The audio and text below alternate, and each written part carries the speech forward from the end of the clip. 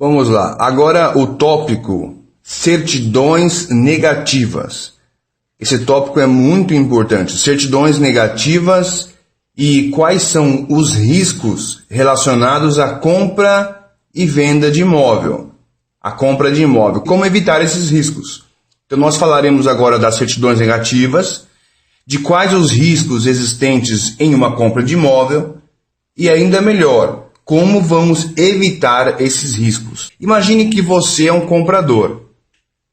Você vai comprar um imóvel, você compra um imóvel, comprou o imóvel. Assinou lá o contrato de compra e venda, o contrato de compromisso de compra e venda, pagou um sinal, enfim, tomou posse do imóvel, foi morar no imóvel. Aí de repente, passado um tempo, você recebe um mandado para que desocupe o imóvel imediatamente, porque aquele imóvel foi penhorado.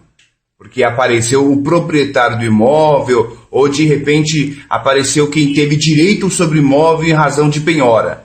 Olha só que loucura.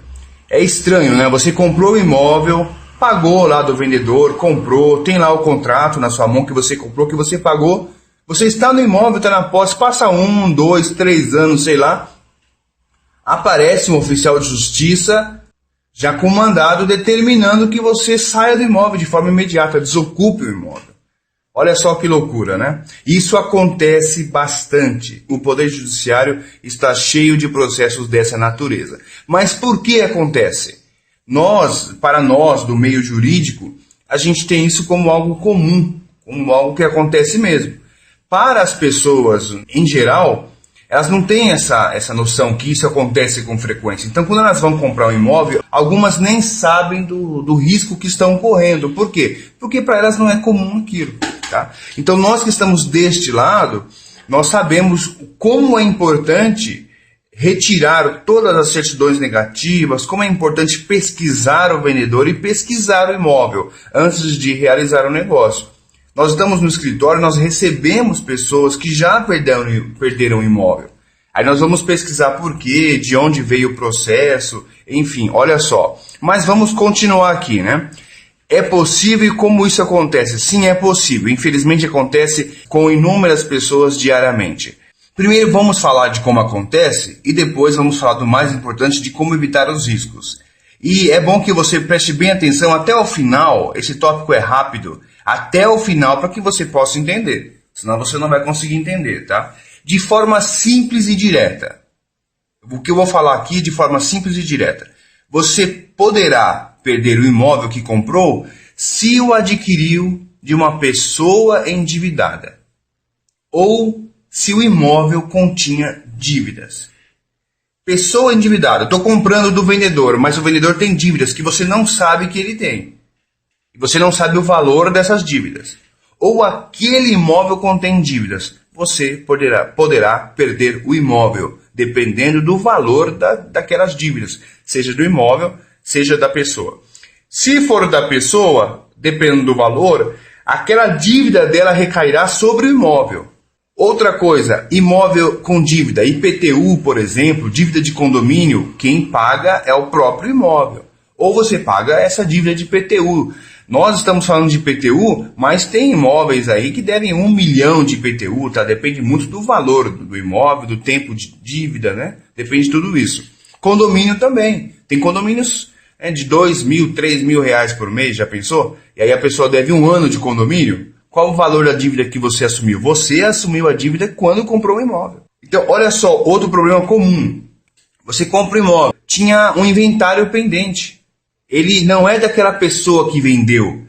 Ele é daquela pessoa, em tese, e dos seus irmãos, quando em herança. E da mãe, da viúva ou do viúvo meio em herança. Não foi feito inventário, não foi feito partilha. Então você está comprando da pessoa errada. Aquela pessoa nem pode te vender. Você pode assinar contrato, aquele contrato é nulo, porque não foi feito o inventário. Então você vai comprar o imóvel, vai pagar pelo imóvel, mas você não vai ter a propriedade do imóvel. Então comprou o imóvel, de quem eu estou comprando? A primeira coisa, essa pessoa pode me vender? A pessoa está divorciando. Aquele imóvel está em litígio, está em processo litigioso de divórcio. nem foi partilhado ainda. Aí você compra do homem ou da mulher que é casado e aquele imóvel não é só dele, dependendo do regime da comunhão, e sem assinatura, sem autorização do cônjuge. Você está comprando um abacaxi, né? E isso acontece, gente, é incrível. Para nós, assim, a gente não consegue entender muitas vezes como as pessoas fazem negócios dessa natureza, sem um amparo, sem uma assessoria jurídica de um advogado especialista, né, de preferência. Então a gente não consegue entender, mas há pessoas que compram imóveis de milhões sem assessoria necessária, tá? Isso a gente vê também e a gente fica sempre perplexo. Como eu estou dizendo, não vou falar aqui de fraude contra credores, não vou explicar como isso funciona, basta só você entender que isso funciona, que assim acontece, tá? Não precisa de uma aula de direito, você não vai precisar de sair formado em direito processual aqui para entender isso, basta saber disso. Então isso acontece muito, gente, muito mais do que você imagina. Na verdade, todos os dias você tem processo assim no judiciário, tá? Por quê? Porque muita gente não tem conhecimento disso, compra e vende imóvel sem amparo necessário, sem assessoria necessária, e essas pessoas quase sempre se dão mal. Muitas vezes não é por má fé. Às vezes o vendedor, ele está de má fé. Ele faz o quê? Olha só, Antônio tem dívida, ele tem um imóvel lá, o imóvel dele vale 500 mil reais, ele tem um apartamento lá de 500 mil reais. Ele está vendo que ele tem ação judicial contra ele e sabe que não vai pagar. Tem uma ação lá ele deve 300 mil reais, ele sabe que não vai pagar, ele sabe que não pode pagar, ou não quer ou não pode. E ele sabe que o bem dele, aquele imóvel, vai ser penhorado, não sabe? Sabe, porque ele não vai ter como pagar, a justiça vai penhorar aquele imóvel. O que ele faz? Nasce a ideia, vou vender o imóvel. Aí ele vende o imóvel, recebe, obviamente, o dinheiro daquele comprador desavisado, negligente ou leigo, que não tem a assessoria necessária, recebe aquele dinheiro e passa o imóvel para frente. A justiça vai penhorar aquele imóvel, penhorou o imóvel e quem comprou se deu mal e quem vendeu está com dinheiro.